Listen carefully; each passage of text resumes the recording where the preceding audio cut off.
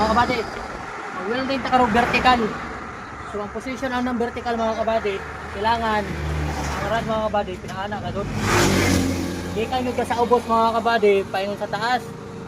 Ayaw nang gikan ka sa taas mga kabady, hatakon mo pa ubos kay wala na sa likod.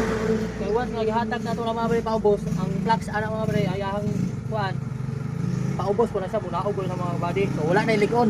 So ang pag-welding ka na mga kabady, gikan gyud sa ubos dire. So bisan sa TESDA ka mga kabady, mao gyud na itudlo nila mga kabady. Kaya sa Saudi, bawal yun ang mag-welding na gikan sa taas, hatakon nimo pa ubos. Kaya wala na ilikon. So dili ka sa ubos. So ako ipakita sa mga kabady kung saan na.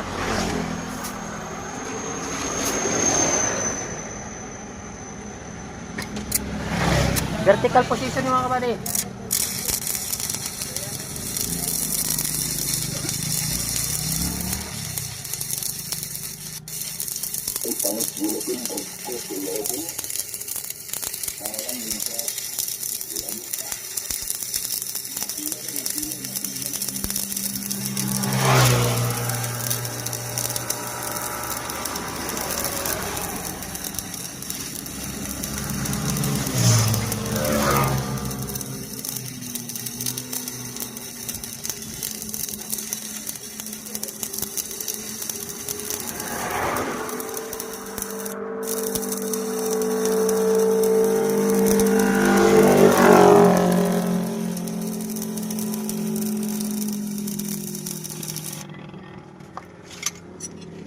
Kailangan na yung brand. So